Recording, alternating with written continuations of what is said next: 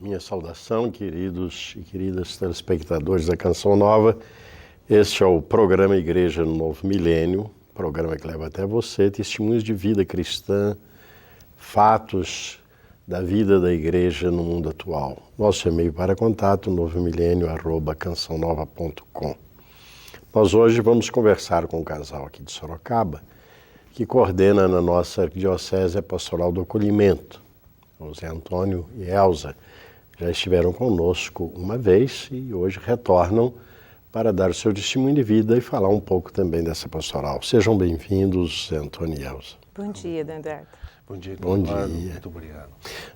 Vamos começar assim, vocês se apresentem um pouco, o Zé Antônio e você, Elza, fala um pouco da origem, o casamento de vocês, a vida cristã, a família, de onde vieram, né?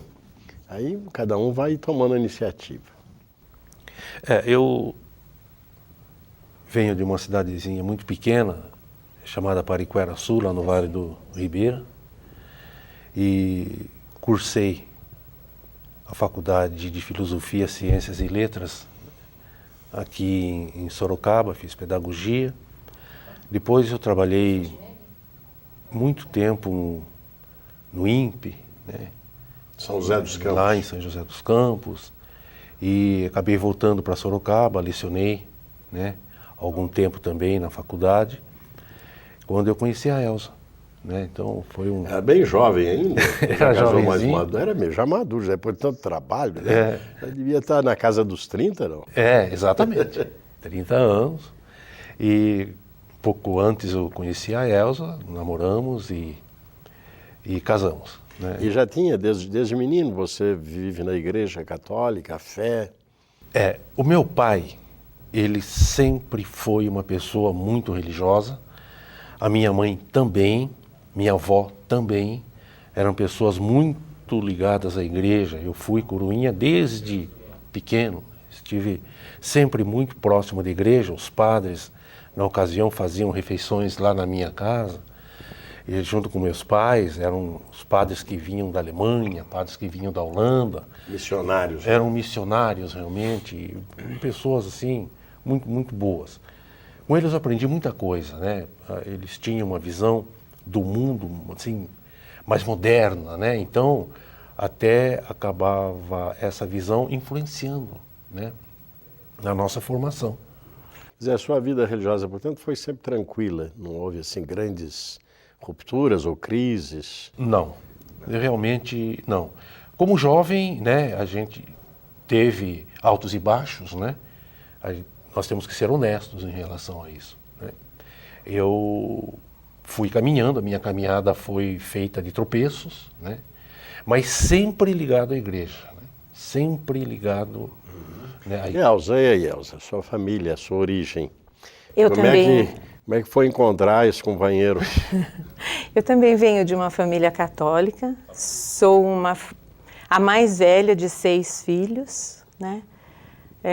Tive uma trajetória normal na igreja, primeira comunhão, fiz parte do grupo de jovens, fui por um tempo coordenadora do meu grupo de jovens, fiz faculdade de pedagogia também na mesma faculdade de filosofia. Se conheceram lá? E lá Zé Antônio foi meu professor. Lá Zé Antônio foi meu professor de didática. A gente se conheceu nessa época.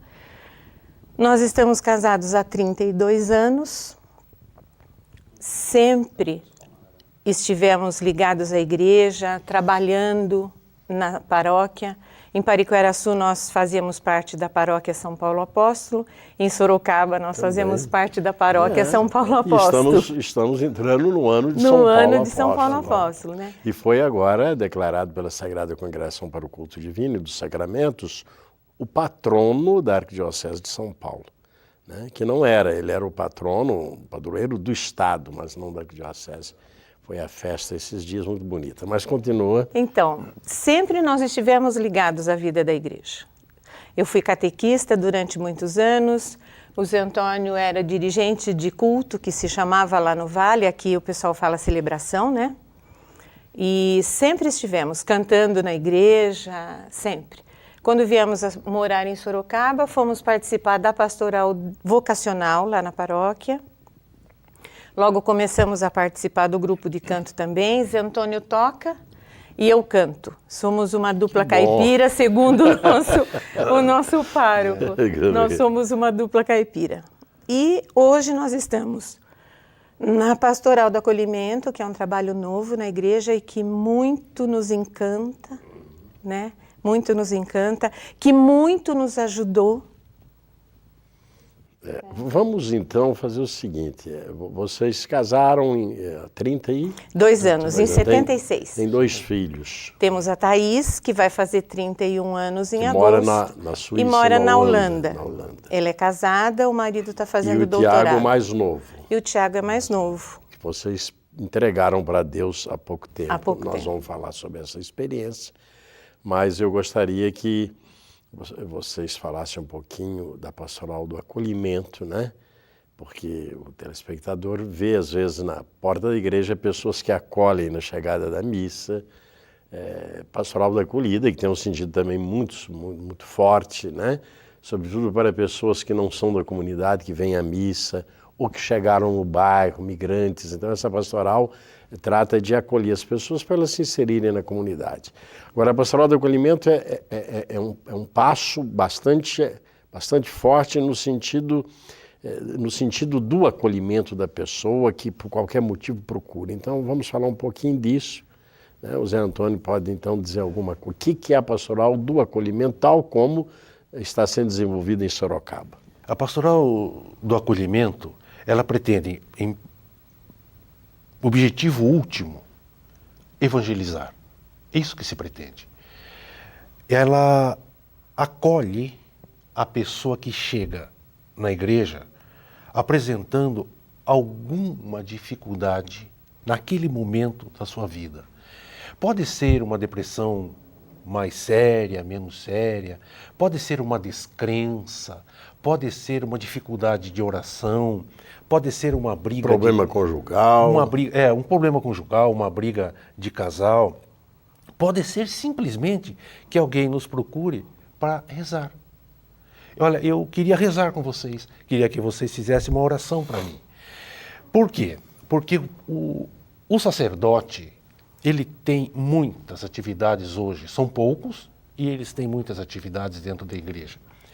E eles não estão disponíveis a todo tempo para essas pessoas quando há necessidade de atendê-las. E a pastoral do acolhimento está disponível sempre. A toda hora, é só fazer uma ligação, né, e o pessoal atende. Se não atende exatamente naquele dia, ele atende no dia seguinte, né? Ele atende à tarde, se liga de manhã, se dá um jeito, ele atende à tarde.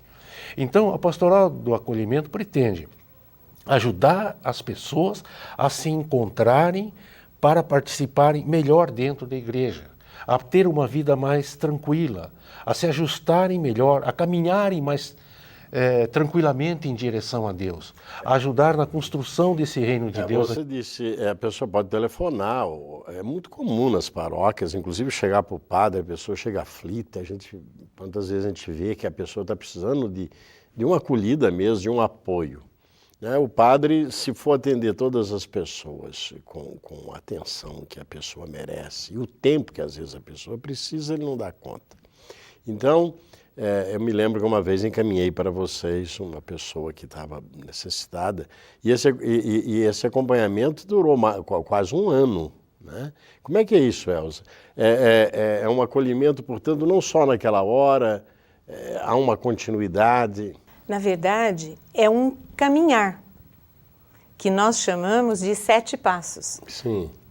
Então, nós vamos com a pessoa caminhando a cada passo, buscando que ela, em primeiro lugar, se ajuste emocionalmente a partir da palavra de Deus.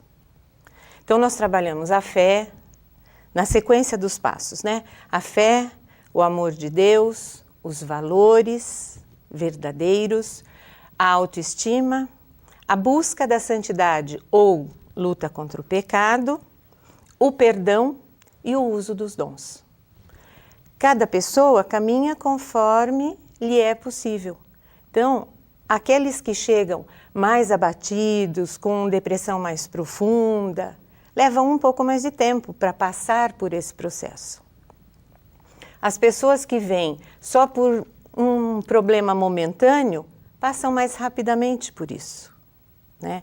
Algumas chegam com a fé muito abalada. E aí nós vamos revigorar essa fé, porque antes de qualquer coisa é preciso ter fé. Jesus mesmo colocava isso, né? Quando perguntou ao cego, que pediu para enxergar, e Jesus perguntou, você crê que eu posso fazer isso? E ele diz, creio, Senhor.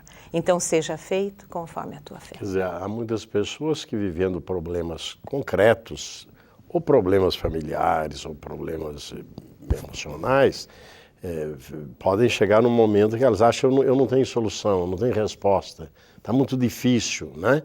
Então é nesse momento que a pessoa procura alguém, né? E as pessoas religiosas procuram o padre ou a religião para responder esse problema.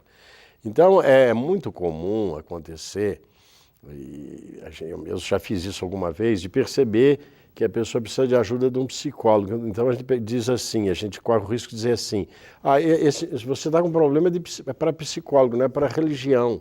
Mas não é bem verdade. Se a pessoa procurou a religião, ela tem uma expectativa de que a religião possa ajudá-la, qualquer que seja o problema. Então, quando vocês trabalham unindo a religião, a experiência de fé, com o conhecimento de psicologia.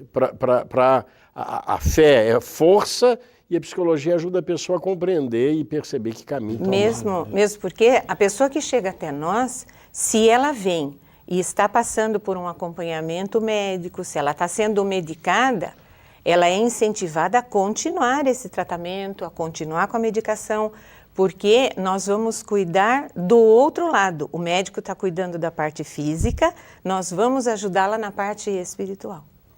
Então nós vamos rezar com ela, incentivá-la à oração diária, à frequência da Santa Missa, dos sacramentos.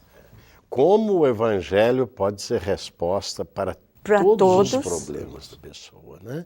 Não é uma resposta mágica, porque a pessoa tem que se empenhar num caminho. O Evangelho oferece um caminho e oferece luz para fazer esse caminho. Por isso que a pastoral do acolhimento tem esse processo, esse caminhar.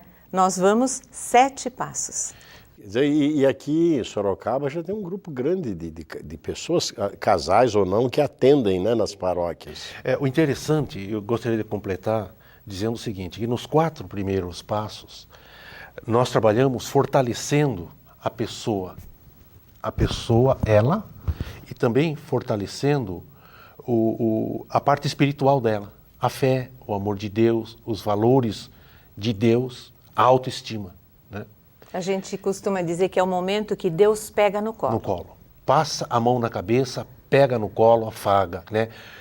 Para preparar para o 5º passo, que é a busca da santidade, que é a luta contra o pecado, que aí vai se solicitar uma mudança nos aspectos que são necessários. Se a pessoa não reza, deve começar a rezar.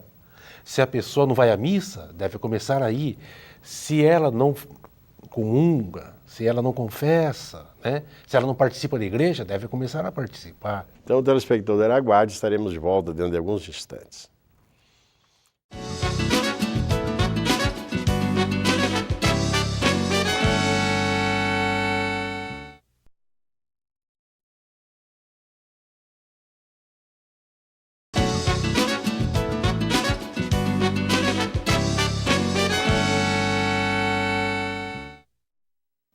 Estamos de volta, telespectadores. Este é o programa Igreja Novo Milênio, um programa que leva até você testemunhos de vida cristã, questões, fatos da vida da igreja atual.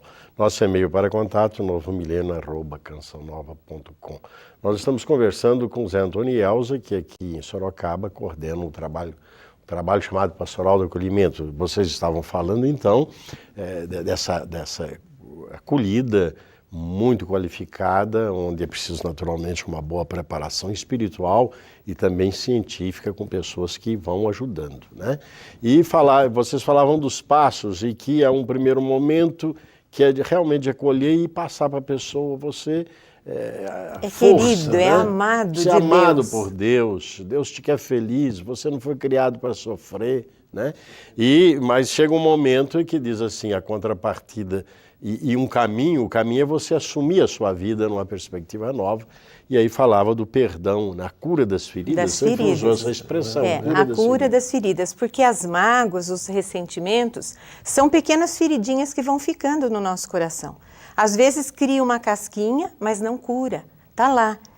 Até tínhamos conversado aqui no intervalo que nós temos que ter um cuidado muito grande com a formação desse pessoal, né? E nós temos um diretor espiritual que é o Frei Patrício. Que é o nosso Frei Patrício, né? No dia 2 e 3 de agosto, nós vamos ter um retiro com ele, né?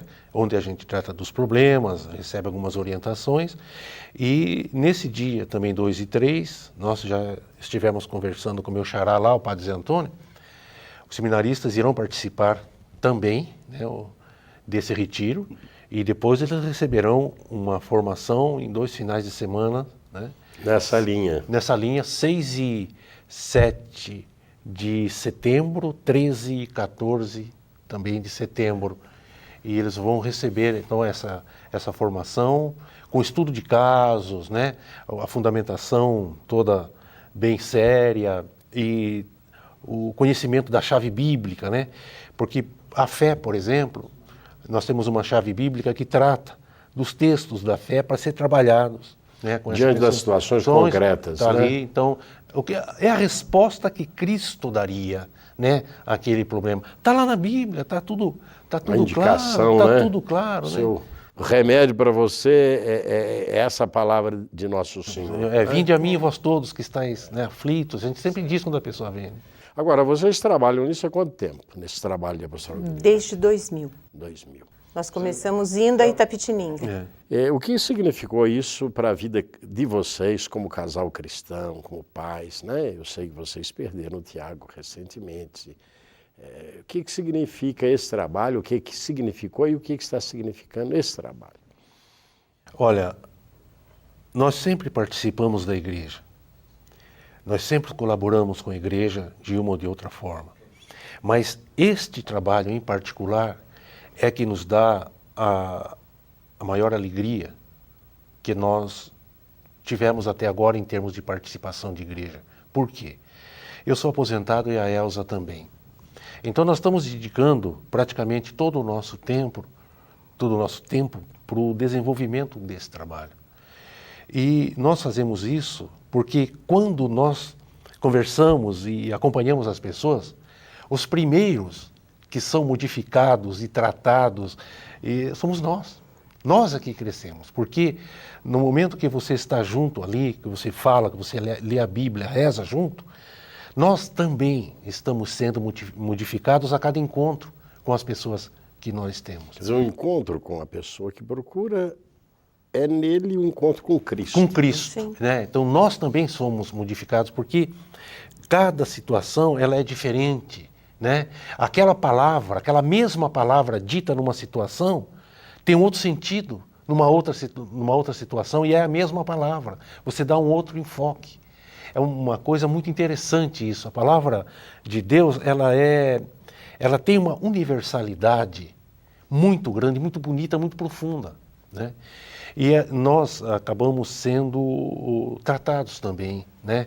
E nós vamos crescendo, né? Nós temos em casa uma pequena capela, né?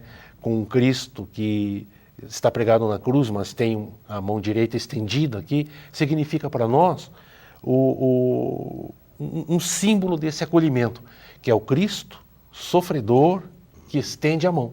Né? Essa capela que vocês deram o nome de Capela do Tiago. Capelinha do Tiago. Capelinha do Tiago. Tiago, telespectador, é o filho mais. São dois, a moça e o Tiago, e que Deus levou. foi para Deus. Então eles têm a capelinha, eu tive lá, dei até a bênção, né? A capelinha do Tiago.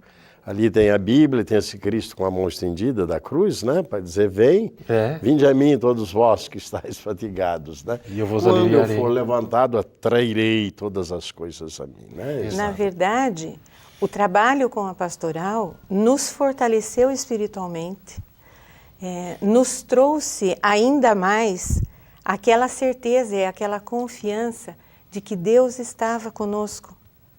E que há momentos difíceis na vida da gente. Jesus falou, nós vamos passar por tribulações. Sim, então vamos falar um pouquinho, porque eu acho que é importante para o telespectador o que significou o Tiago. Né? Quem foi o Tiago, a doença dele, como é que, no meio de tudo isso, vocês continuaram, eu sei que é difícil para vocês falar, porque é recente, mas eu acho que, como vocês já me contaram, acho que poderão também aqui partilhar com o telespectador. Fala do Tiago, né? A menina está na Holanda, está trabalhando, está com saúde. O Tiago foi o menino que sofreu muito e que lhes trouxe também, naturalmente, grande sofrimento, né? Mas muita alegria pelo que vocês contam. O Tiago, ele era um menino, desde pequeno, diferente, né? O Tiago tinha o olhar voltado para as outras pessoas. Desde muito pequeno. Existem muitas histórias até engraçadas com ele pequenininho, né? De ver o trabalhador da Telesp lá em cima cuidando no poste e o outro aqui embaixo e ele com 4 aninhos chegou. Você não tem vergonha de ficar aqui embaixo sem fazer nada e o seu amigo trabalhando lá em cima? Ele tinha 4 anos e já tinha esse olhar, né? Era comum ele sair de casa com uma roupa e se estivesse frio, ele voltar sem o casaco, porque tinha encontrado alguém que não tinha casaco. Né? Isso menino aí. Isso menino pequeno, né? Isso pequeno. À medida que ele foi crescendo, era um menino muito orante, lia a Bíblia, em muitos casos, às vezes até citava passagens da Bíblia para nós em momentos que precisávamos, né? Que nós não lembrávamos daquela passagem e ele trazia. Então, isto veio com ele pela graça de Deus. O interessante, eu acho, um depoimento, eu era diretor da escola onde ele era aluno, na pré-escola, no 1º ano, no 2º ano, no 3º ano, no 4º ano. Ele era o filho do diretor, né? E, vez por outra, acontecia uma briga lá e ele sempre acabava levando a pior. Porque se a criança era menor, ele não queria bater, ele preferia, sabe, deixar por menos. Eu dizia para ele, acho que eu falei, Tiago, eu quero ter o prazer de suspender você um dia para você bater em alguém, né? Eu falava, não, pai, eu não quero, não vou bater em ninguém, não quero isso. Eu falei, Tiago, você precisa se defender, reagir a essa situação toda. Eu falo, pai, eu prefiro o diabo. Ele dizia para mim, pequeno, eu não quero ser um menino rancoroso, ele falava para mim. Ele falou, usou essa expressão, uma vez rancoroso. Nós dissemos. Se alguém bater em você, você tem que bater nele também. Você tem que reagir. Aí ele falou, você quer que eu seja um menino rancoroso? Então, eu devo ter sido o único diretor, né, que mandou, né, sugerir ao filho que fosse suspenso, né, porque falou, eu quero ter o prazer de suspender você um dia, porque você brigou, né, etc. Conclusão, em nenhum momento, né, ele sempre defendia os pequenos e se um maior vinha para cima dele, ele não reagia. Ele suportava e vinha lá, né, não reclamava, eu sabia por outras pessoas, chamava, ele contava que o cara tinha empurrado, que tinha feito isso, que tinha feito aquilo e tal. Mas ele não trazia dentro dele esse espírito de reação, de revanche, de bater, mesmo que fosse uma criança pequena. Aliás, é uma coisa muito interessante para se relatar. Eu não me lembro de ter visto nenhuma criança pequena que não se jogasse nos braços dele. É uma coisa impressionante. Quer dizer, ele já moço, as crianças... Na igreja era impressionante. Ele chegava, as crianças corriam. E ele brincava com todas e afagava todas. Era uma coisa muito interessante e muito diferente. Ele trazia uma bondade muito grande no olhar. A doença dele, o que foi mesmo, Elza? O Tiago, ele começou, de repente, aos 26 anos. Ele já tinha terminado faculdade? Já tinha terminado E formou faculdade, em- ele fez Direito. E terminada a faculdade, ele resolveu que ia mudar de área, que o direito não era uma coisa que realmente o interessasse. Aí ele foi fazer podologia. No finalzinho da Que é podologia, podologia? aquela pessoa que cuida dos pés faz. Sei. No finalzinho da podologia, ele teve que parar porque havia um movimento fino na mão, né? Uma coordenação motora Coordenação fina. motora fina que ele não conseguia ter. Daí ele mudou para a massoterapia, estava indo muito bem, porque aí as mãos dele o ajudavam muito. Tinha uma mão para fazer massagem. 2 dias antes de morrer, ele fez uma massagem nas minhas costas, porque eu estava muito cansada. Então, depois nós fomos descobrir que essa dificuldade da sintonia fina vinha da doença. Ele começou a emagrecer, primeiro um emagrecimento discreto, depois se acentuou muito. Vieram então alguns sintomas como um soluço que não se explicava, regurgitamento que não se explicava. Fomos a alguns médicos, está com gastrite, faz tratamento de gastrite, não adianta, faz outro tratamento de gastrite, não adianta. E se passaram alguns meses, ele não parava de perder peso. Nós trocamos o médico e este novo médico que nos atendeu, após o exame físico, nos deu um diagnóstico. O Tiago era portador de uma síndrome chamada neurofibromatose von Recklinghausen. A síndrome é um defeito genético, né? Então ele tinha nascido com isso. Ele tinha sinais externos visíveis dessa doença que, felizmente, nunca nos foram avisados por nenhum médico, porque eu digo hoje que eu não vivi a minha vida inteira esperando o dia que meu filho teria um problema. A manifestação da doença. Essa síndrome ela se caracteriza pelo aparecimento de nódulos que podem ser malignos ou não em qualquer ponto do sistema nervoso. Aí nós fomos enviados a um geneticista, né? E a geneticista confirmou o diagnóstico e percebeu que o Tiago herdou isso do Zé Antônio. O Zé Antônio também é portador de neurofibromatose. Como toda síndrome, tem variada expressividade. No Zé Antônio, ela tem a expressividade branda, não se manifestou. E no Tiago, ela teve a expressividade aguda. Implicava muitas dores, isso? Não. Só emagrecimento, perda de agilidade física. Com o diagnóstico do Dr. Rodolfo, nós fomos encaminhados a um pneumologista, a um neurologista e um gastro, né? Terminados todos os exames, ressonâncias, tomografias, se constatou um tumor no tronco nervoso central. Nós vamos interromper, fazer um intervalo, depois continuar a descrição de como foi viver essa experiência no Tiago em vocês. Telespectador, aguarde. Estaremos de volta dentro de alguns instantes.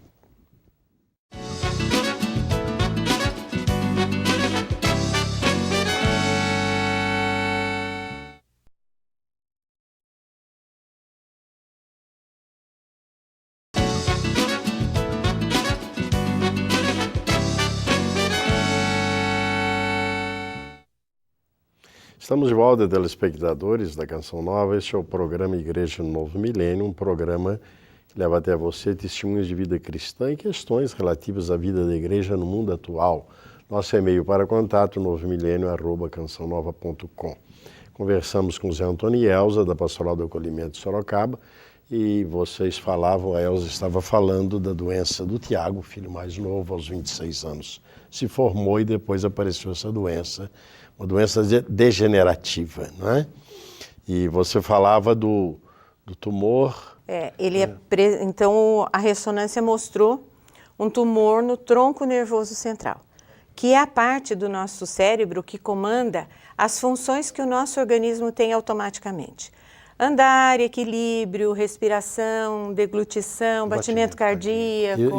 Isso aí significou uma alteração geral do corpo. funcionamento do corpo em todos os níveis, desde a digestão, desde o movimento, né? A respiração. Respiração. Né? A função pulmonar começou a ficar comprometida, então ele juntava muita secreção, precisava constantemente estar limpando o pulmão dessa secreção.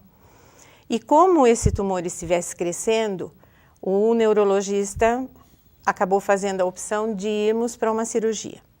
Já sabíamos de antemão que era um tumor infiltrativo e que, portanto, não seria possível retirá-lo todo. Mas, dependendo da biópsia, era possível curá-lo com quimioterapia, radioterapia.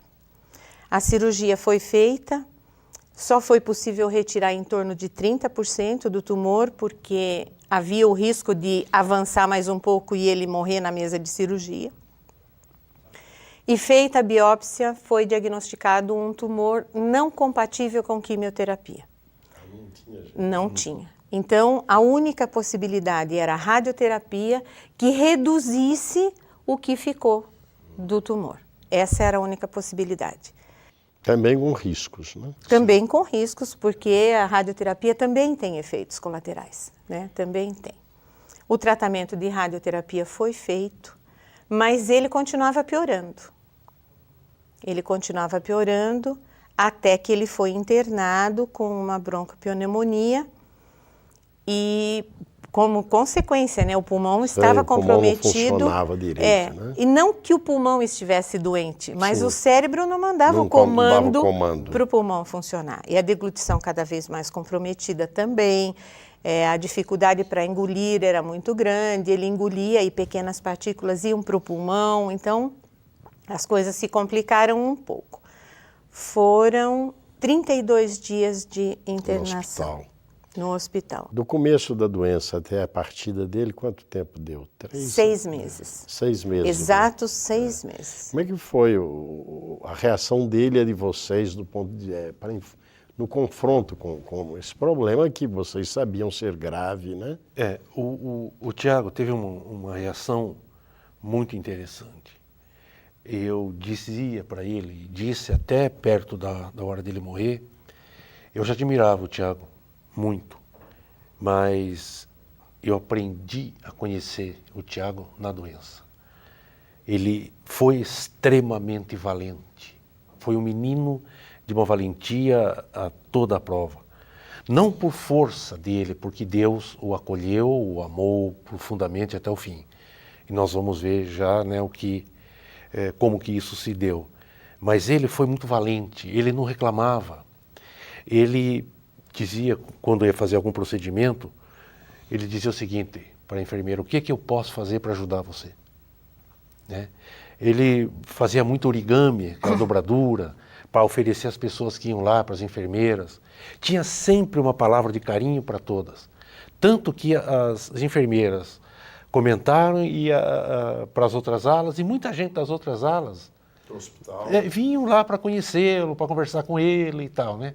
E ele sempre tinha uma palavra de conforto, sempre contava uma piadinha, né? Sempre alegre, mas ele tinha acessos terríveis de tosse e precisava, em determinados momentos, fazer aspiração e rápida e virar a cama de tal forma que pudesse sair aquela secreção, aquela secreção até pela força da gravidade que ajudasse. E dor não existia, existia aquela ânsia, aquela aflição enorme, aquela tosse, né? Aquela secreção que não parava dia e noite. Este menino tossia dia e noite, não parava de tossir e não reclamava. Às vezes ele dizia: puxa vida, pai, parece que eu ando um passo para frente e 2 para trás, né? Mas ele sempre dizia: não, pai, vamos conversar, vou montar minha clínica. E eu falei: não, vamos comprar o terreno ao lado de casa. Fiz até um desenhinho, aí nós conversávamos. E eu mantinha, e a Elza também, o sonho presente em todo momento, né? O sonho presente em todo momento. Ele queria ter uma clínica de massoterapia. E tal, a gente ia montar para ele. E junto com ele e tal, e estava tudo certo. A mãe ficava com ele à noite e eu ficava com ele de dia, né? Nós íamos revezando e com a ajuda de amigos também que Na última semana, na última né? semana muitos amigos ficaram, nos ajudaram muito, deram apoio. A comunidade da paróquia São Paulo Apóstolo sempre esteve conosco, nos ajudando, dando apoio, rezando, que foi, né, uma coisa assim muito importante, que nos dava força para aguentar, né, essa situação terrível, né? Você falava que ele tinha aquele desejo de poder exercer a profissão que ele tinha escolhido e alimentava essa esperança. E vocês já tinham uma visão antecipada de que seria muito difícil, só um milagre, né? Como é que foi isso, Elza? Mas Como é nós que vocês- como é que- mantínhamos o Sim. sonho. Sim. Mas eu estou imaginando como seria, como deve ter sido difícil, né? Mas sabe, Dom Eduardo, como desde muito pequenos, tanto a Thaís quanto o Tiago, foram acostumados à oração em casa e nos momentos de dificuldade a gente ficava os 4 e rezava junto. Então, quando ficava muito difícil, a gente rezava.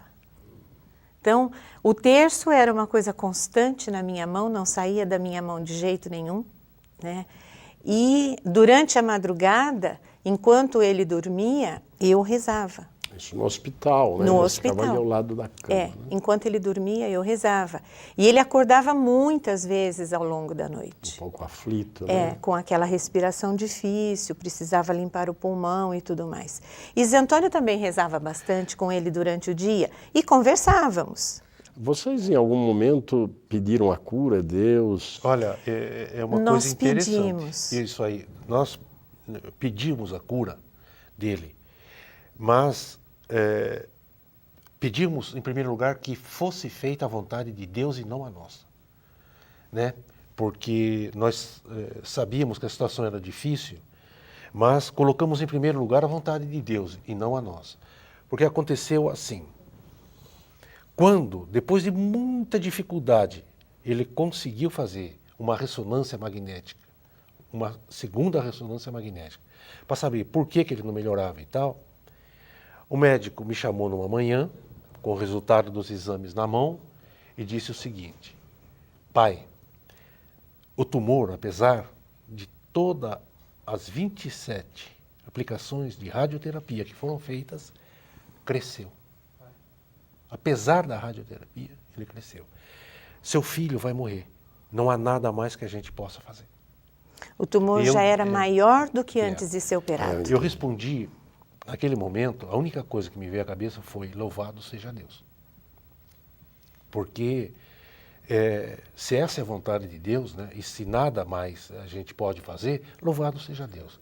Agora, como é que o Tiago foi percebendo, e se ele percebeu, e como vocês relacionavam com ele nesse momento? Então, o Tiago, num primeiro momento, nós dissemos para ele que a ressonância magnética tinha dado tudo bem, que era uma questão só do pulmão dele reagir. É lógico que ele sabia que não era exatamente essa a verdade. A pessoa vai percebendo. Vai né? percebendo. Então, ele dizia para nós: então, é só ter mais um pouco de paciência. Então, é só ter mais um pouco de paciência. E assim nós fomos caminhando. Mais ou menos uma semana antes do Tiago morrer, exatamente uma semana antes do Tiago morrer, numa quarta para quinta-feira, 14 para 15 de fevereiro, o Tiago acordou assustado durante a noite. Mãe, eu falei: o que foi, meu filho? Eu tive um sonho muito estranho. Um anjo de cara triste me disse: Tiago, se prepare, sua hora está chegando. Mas eu não quero morrer, mãe. E aí, Zé, você lembra disso, Zé? Aí quando eu cheguei de manhã, a Elza me falou, nós já sabíamos que ele ia morrer, né? E nós, obviamente, jamais contaríamos a ele isso, mas diríamos a ele, né, que ele iria morrer. E eu fiquei impressionado com aquilo, porque já pensei, né? Falei: puxa vida, nós não vamos contar para ele, mas será que Deus vai contar? Né? E vamos tomar pé dessa situação. Conversei com ele, né? E falei, não, Tiago, esse sonho a gente tem mesmo, né, a gente está com medo, coisas assim. Eu só né? gostaria de completar uma coisa Sim, com tá relação bom. a esse momento, porque foi um momento muito especial. Então eu disse para ele, Tiago, nós temos medo de morrer. Todos nós temos medo de morrer. Você tem, eu também tenho. Nós temos medo de tudo isso que está nos acontecendo. Mas sempre, ao longo da nossa vida, nos momentos difíceis, a gente se juntou, rezou, contou para Deus o que estava no nosso coração e a gente terminava a nossa oração dizendo, ele disse, seja feita a vossa vontade. Eu falei, então, converse com Deus, conte para Deus o que está no seu coração. E ele falou dos planos, da clínica, da vontade dele, né? De continuar vivendo. De viver, trabalhar, né? De trabalhar e tudo mais. Quando ele parou de falar, toda noite antes de dormir, eu rezava com ele o Salmo do Bom Pastor. Toda noite. Senhor é meu pastor. Nada me faltará. Ainda que eu passe Pelo vale tenebroso. E eu dizia para ele, meu filho, nós estamos passando pelo vale tenebroso, mas o Senhor está nos preparando um banquete lá na frente. Nós vamos chegar nas verdes campinas. E aí, nesse dia, ao invés de rezar, eu cantei para ele, Tu és, Senhor, o meu pastor, aquela música pelos prados e campinas. Quando eu terminei de cantar, ele disse, e seja feita a vossa vontade. Olha só. Então foi assim, um momento muito especial, porque naquele momento, se nós já tínhamos, nós dois, pedido a cura, mas ao mesmo tempo entregado o Tiago no colo de Deus, ele se entregou no colo de Deus naquele momento. Né? E voltou a dormir. Mas e daí, depois de quantos dias? 2 dias antes dele morrer. 2 dias antes dele morrer. E vocês, você estava à noite e ele de dia. Acompanhando passo a passo, vivendo com ele a passagem dele e ele partilhando com vocês. E nesses últimos dias houve momentos assim mais intensos de união de vocês? 2 dias antes de morrer, ele repetiu o sonho. Mesmo sonho? O mesmo sonho. Só que aí ele conversou com nós dois e nós conversamos com ele de novo. Tiago, a gente tem medo, você também tem. E vamos levando, e vamos rezando. Ele pediu que nós e nós confiamos na vida eterna, nós acreditamos que a vida não acaba aqui, nós não precisamos temer tudo foi por conversado. isso. Conversávamos com ele. Porque nesse segundo sonho que ele teve, o mesmo sonho, o mesmo anjo de cara triste, ele falou para mim, pai, precisamos conversar, eu quero que o senhor dê um jeito que não fique ninguém no quarto. Quero conversar com o senhor e com a mamãe. E nós demos um jeitinho, fechamos a porta, ele falou, pai, é a segunda vez que eu sonho com o mesmo anjo, de cara triste. Eu não quero morrer, pai. O que está acontecendo afinal? E nós novamente falamos para ele, Tiago, você está com medo? Nós também estamos com medo, filho. E assim, né, nós vamos lutando, nós estamos aqui juntos, você não está sozinho, né? E dizíamos para ele da presença, né, da certeza que nós tínhamos de Deus ali conosco, de Nossa Senhora ali conosco. Ele era devoto, trazia santinhos de Nossa Senhora na carteira, rezava o terço, né? Então a gente falava para ele, né, nós não estamos sozinhos, filho. Né? Seja o que for que esteja para nos acontecer, nós não estamos sozinhos. Mas ele piorava muito. E na noite do dia 21 para o dia 22 de fevereiro, né, do ano passado, né, de 2007, ele passou muito mal, né? Ele passou mal, de manhã eu fui para casa, logo o Zé Antônio me chamou de volta, porque realmente ele estava... Então nós tivemos uma graça, né? Quando eu cheguei no hospital de volta, ele com dificuldade sentou-se na cama e abriu o braço. Mas tem um detalhe importante antes. E quando a Elza foi embora, ele foi tomar banho já com aquele torpedo de oxigênio e tal. Foi um banho até mais rápido, ele estava muito mal. E ele voltou, eu amparando, né, porque ele não conseguia andar, por causa ele desequilibrava. Ele olhou para mim e disse, pai, hoje a moeda vai ser lançada. Eu falei, Tiago, puxa, né? Você está me dizendo isso por quê, filho? Como a moeda vai ser lançada? eu entendi o recado que ele quis me dar, como ele disse, hoje as coisas irão acontecer, né? Falei, não, Tiago, não fale assim, filho, nós estamos aqui juntos e tal. Aí ele ainda levantou assim de pé, bateu a mão no meu ombro e fez assim, hoje, pai. E deitou.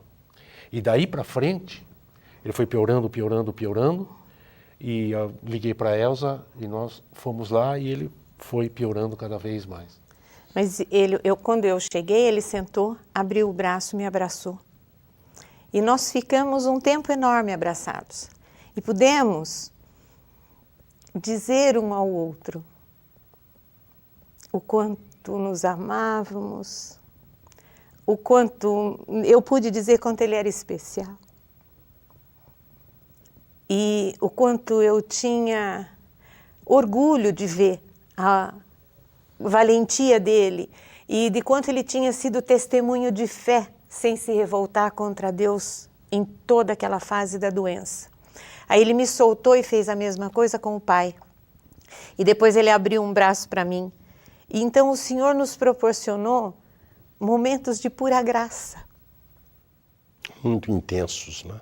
Pura graça, porque nós pudemos nos despedir com palavras de amor, de confiança, de certeza que nós estávamos ali vivendo aquela situação difícil, mas estávamos amparados por Deus. Ele foi piorando, por volta das 9h30 da noite, eu me despedi dele falando baixinho, porque aí ele foi entrando em torpor, né? Coma. Não chegou a ser um coma, mas o pulmão já não fazia mais as trocas gasosas, então o gás carbônico vai sedando o organismo, né? Então eu falei muito baixinho com ele no ouvido, cantei para ele e falei para ele que fosse em paz, né? Que você ficasse cantou tranquilo. O Salmo 22. O Salmo, tu és Senhor, o Senhor é meu pastor, nada me faltará. E eu disse para ele, filho, eu acredito que nesta hora lá no céu está uma correria danada, porque os anjinhos estão arrumando a mesa para o banquete que o Senhor preparou para você. Vá em paz, né?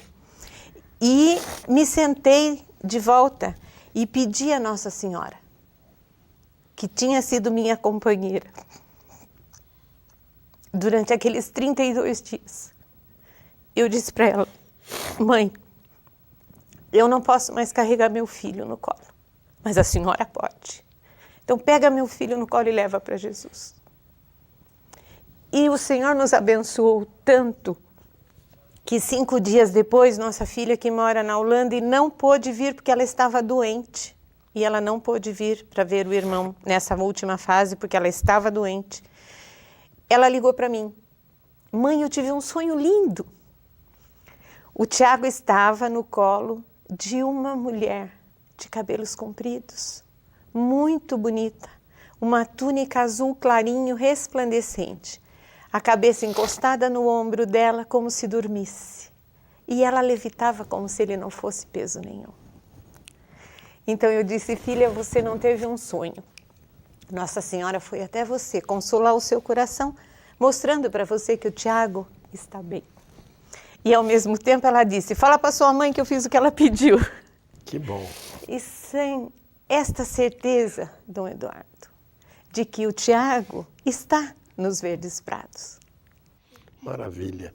Vocês assistiram ao último momento dele, portanto, com outras pessoas? Sim. Quando ele piorou mesmo, a notícia correu rápido, né? Então, assim, as minhas irmãs, alguns sobrinhos, o pessoal do nosso círculo de casais, que esteve conosco em oração, e alguns conosco quase que todos os dias, aquele casal que ficou conosco até desmarcou uma viagem que faria para ficar conosco no hospital, revezando. O marido ficava com o Zé Antônio durante o dia, a esposa ficava comigo durante a noite. Na verdade, nós estávamos no quarto, além de Zé Antônio e eu, mais de 20 pessoas em oração. Comunidade entregando um membro seu ao céu. O nosso tempo terminou aqui, pena, mas eu queria dizer que o programa foi uma bênção, um depoimento de vocês. Não sei se o Zé Antônio quer dizer ainda alguma coisa. Só queria completar o que a Elza relatou, dizendo o seguinte, no mundo, na vez de ter aflições, coragem, eu venci o mundo. Acontecerão noites escuras para todos nós, dificuldades. Mas quando Deus está conosco, né, a cruz nossa, ela fica muito mais leve. Que venha sobre você e sobre todos os telespectadores a bênção de Deus Todo-Poderoso, Pai, Filho e Espírito Santo. Amém. Esse programa volta ao ar domingo próximo às 7 da manhã, se não houver programação especial da Canção Nova. Até a próxima segunda-feira, se Deus quiser.